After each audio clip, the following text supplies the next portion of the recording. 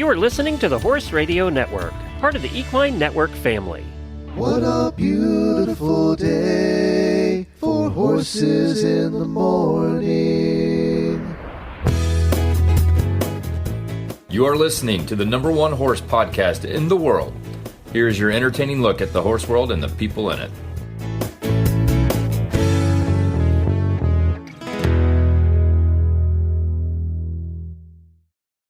Thank you so much for joining us on Horses in the Morning, episode 3387 for Tuesday, March 19th.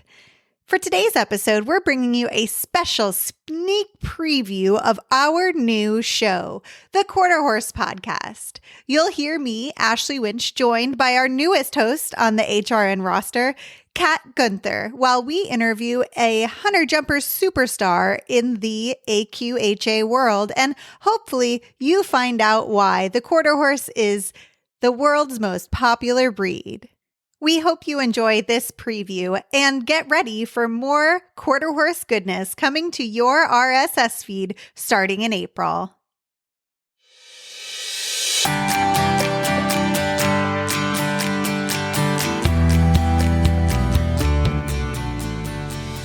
I'm Ashley Winch in Kansas City, Missouri. And I'm Kat Guenther from White Lake, Michigan.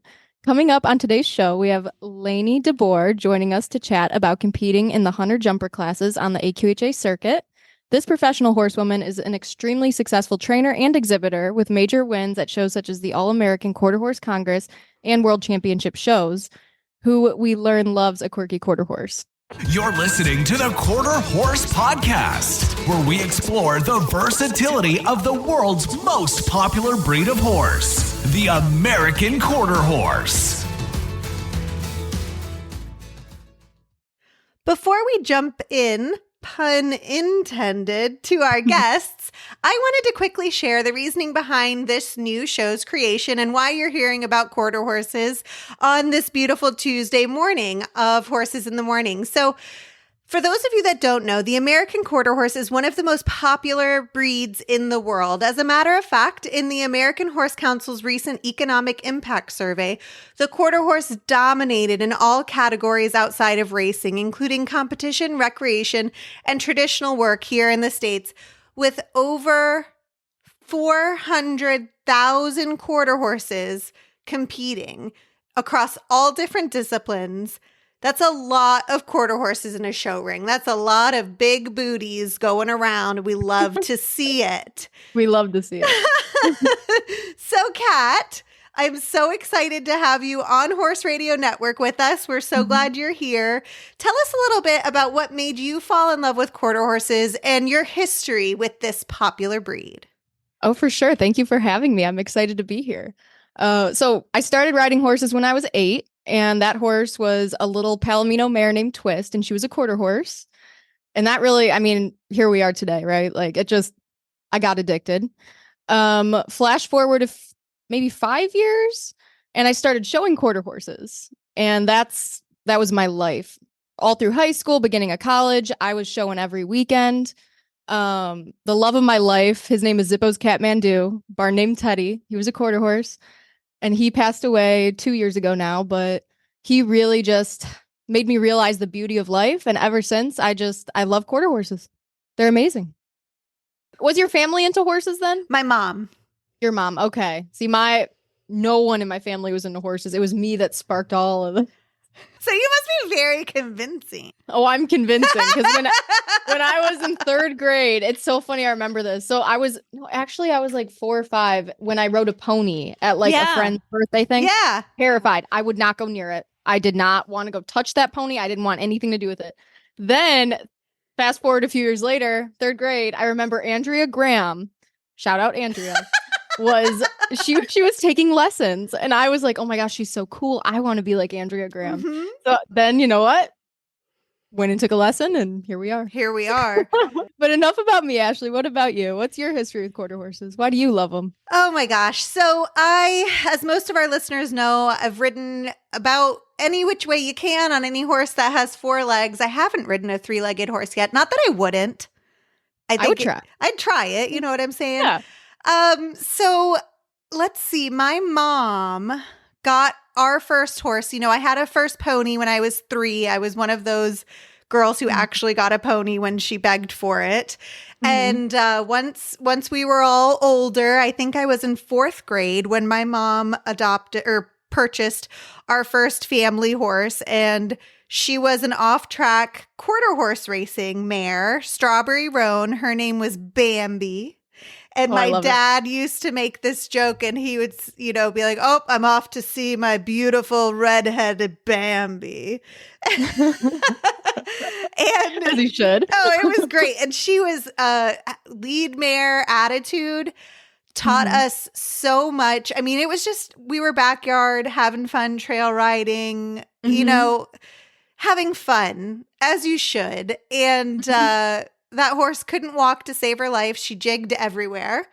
And she had a lot of get up and go, but she was quiet and sweet. And so Bambi got us into the quarter horses. And then eventually through our trail riding community, a neighboring farm was selling her quarter horse. And he was this very, very, very handsome 15-2 liver chestnut, and his name is Boo. He's retired now, and I actually got to see him a couple of years ago. He's still so handsome. Oh. And Boo was supposed to be my mom's horse, and I say supposed to be because LOL, that's cute. All the horses are mine. Yes, of course. There's no other way it should be. I'm sorry, that's on you, Mom. So one summer, she wanted me to train him in dressage for her because she would go to my eventing schooling shows with me. And, I would be doing I don't remember, the 2-something division and then the 3-foot divisions. And she would enter in the 10-inch ground pole divisions. It was that's my level. The sweetest walk trot dressage test, the most adorable thing. And she's like, "I want you to train Boo in dressage this summer." And I said, "Okay, if you buy me a wakeboard, I'll train your horse for you." Because I'm a hustler, honey. Yeah. I respect it. And she shouldn't have done that because I fell madly in love with this horse and the sport of dressage. Okay. So Boo and I went on to actually be nationally ranked, and we scored 5th in regionals, in USDF regionals. And that was probably the highlight of my entire horse career, just the furthest I ever went. Yeah. And on a backyard quarter horse who had no idea what dressage was or that he's supposed to be fancy. It's funny because that's what the lady that first started giving me lessons told me I was doing with Twist, the little Palomino mare. She's like, "We're doing dressage now." It was the basics, the fundamentals of it. But it's the core of a lot of good riding. Oh my gosh, yeah. All of it. I would argue that all of great rider seat can be found with the roots of dressage. I agree. It's funny. I was at a Craig Cameron clinic, who's a big cowboy guy, and I just can't figure out how to sit in a Western saddle, period. I feel so funny, and I'm just he's like, "Ashley, what are you doing with your seat?" And I'm like, "I'm trying to sit Western like you guys do."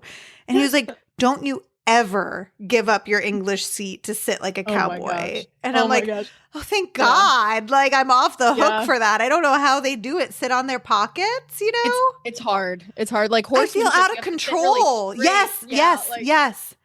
It's I was always better at equitation than any kind of class where you had to sit back. I am not an eq rider either, but I just I could never. Yeah, well, it's hard because you have to re-angle how your pelvis and then your saddle. legs are weird, and then you're not I feel you're not centered and balanced, you know, you're skiing. I was like, the point of contact is off. That's it. It's 2 to a 3, and it's just. And then you're sitting there oh my God, if this horse spooks up, you're done. I'm off. You're I'm done for. So. I'm a goner. Yep. That's awesome. It's amazing to me how versatile they are. I did the all around when I showed, so I didn't do any dressage or anything, but they just go from trail riding to dressage to jumping to reining. That's amazing. exactly it. And that's exactly what Boo would do. I mean, I did pony club, so we did polo cross. I mean, this horse would he would stand at the edge of our pond and let you do cannonballs off of him.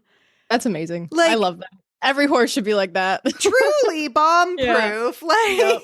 And a good attitude, no big health problems, just an incredible horse. And so he had me falling in love with quarter horses. We went on, my husband and I, to purchase another quarter horse that I did some hunter jumper trail riding with, and just the same thing, because I have ADD, and so I get bored, and so I need a horse that can do everything.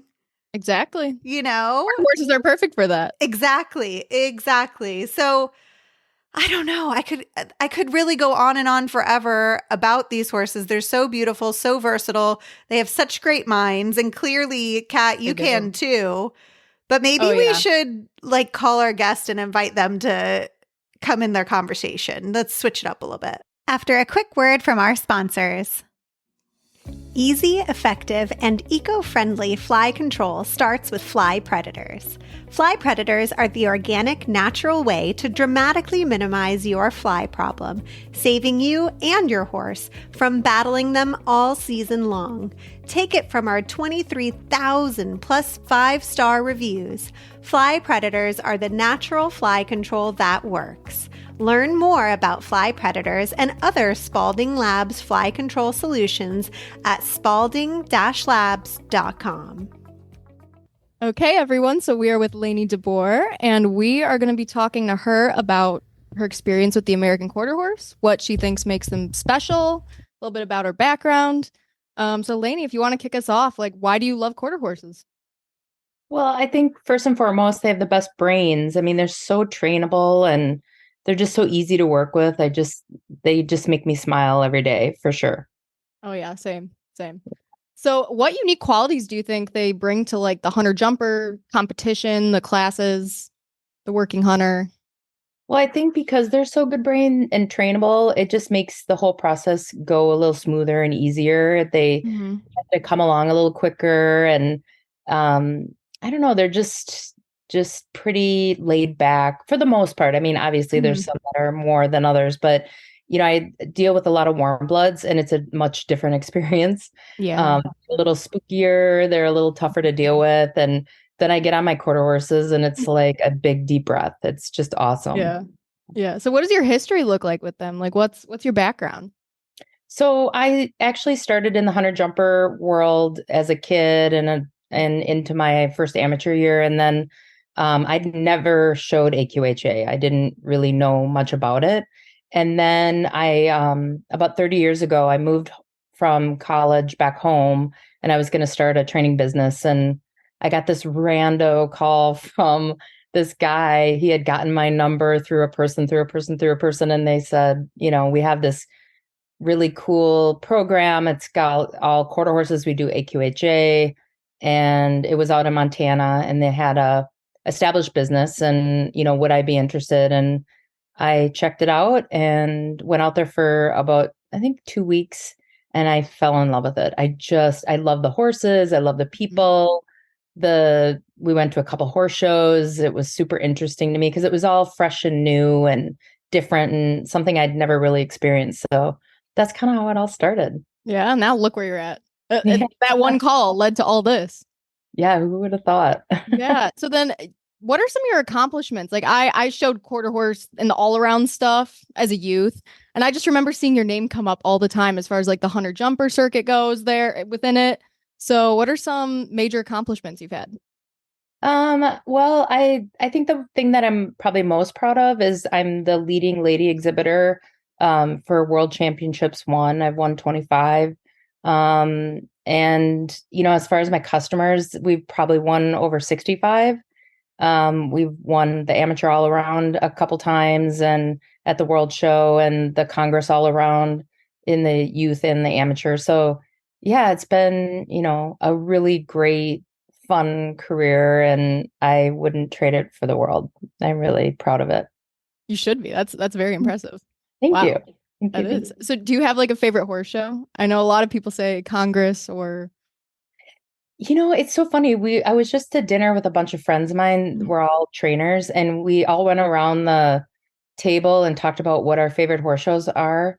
And what was really interesting was not one person, not to diss on the Congress of the World, but Mhm. all said different things, and it was all revolved around either food, like great restaurants, or like really good schedules. So, I used to love the Sun Circuit because I love Scottsdale, and we go to Mhm. Mastro's and get butter cake, and just loved the whole area. But now they don't have the hunters. So, Venice is kind of one of my very favorite places because you got the beach, and it's just such Mhm. a great facility and stuff like that. So, yeah, Yeah. it's not necessary. I mean, the Congress in the World, obviously they're lovely, but I'm kind of a showcation gal. Oh, I don't blame you. The Sun Circuit was always something I wanted to go to, but never did. Because I'm based in Michigan, so it's a bit of a hike. It's a big hike. Yeah, I'm in Minnesota, so yeah, that was a Oh really my long. gosh. Yeah, Wow. yeah. How far a drive was that for you? It was a couple days, Oh. so yeah, it was pretty hard. And then I would just get catch rides, so then I would just fly Mhm. in kind of like a princess and just ride horses that were already there, and that was pretty sweet. Yeah, that's always interested me. So like do you talk to some friends and like get that set up beforehand and you're like, I'm gonna catch ride XYZ and Yep. then I okay.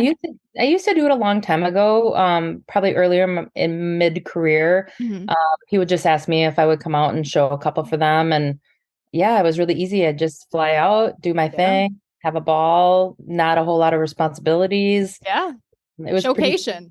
it was a Go ride some really yeah, nice quarter horses and then go get a drink and some food after. yeah. I didn't have to line up shipping. I didn't have to have Wow. help. It was a pretty sweet deal. But I think gone are the days. Once in a blue moon, they'll fly me in here and there. But Mhm. for the most part, I'm driving the truck and trailer these days. So, Very yeah. nice. Very Yeah. nice. So, can you share any insights or advice for riders who are considering joining the industry, getting a quarter horse?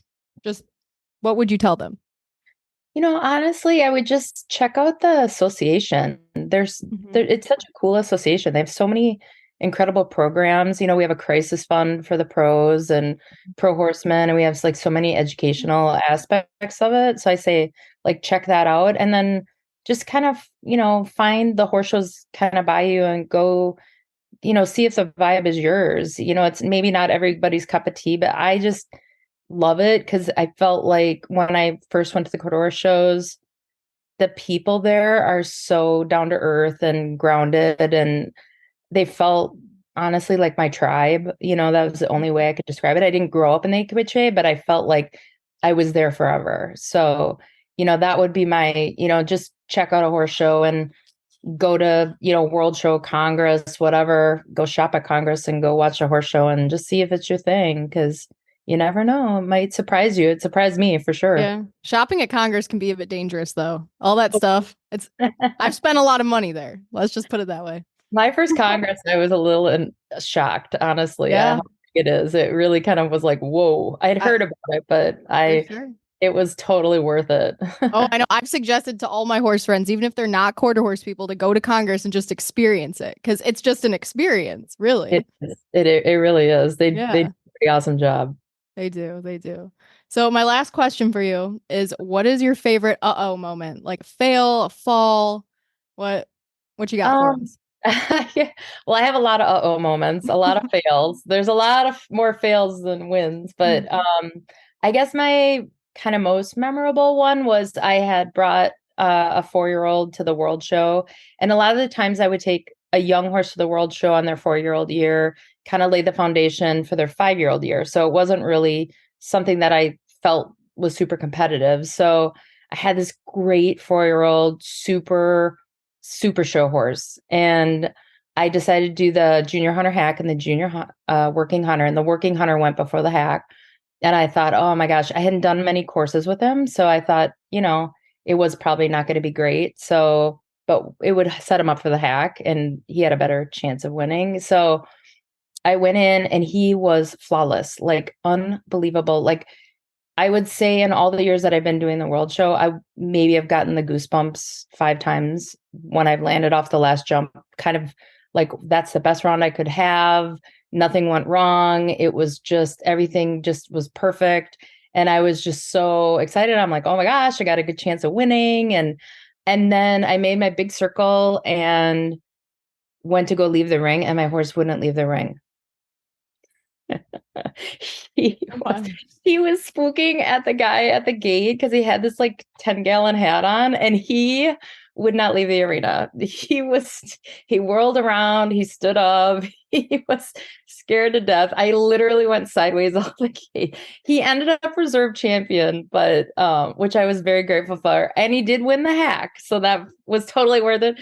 But all night long after that, I got a bucket of treats, and I had borrowed a Western hat, and I had my groom like sit at the in gate and just ply him with like tons of cookies, and I'd walk in and out and in and out. So then the hack, I had like perfect jumps, and I'm like, please leave the arena, and he did, and he won. So that was cool.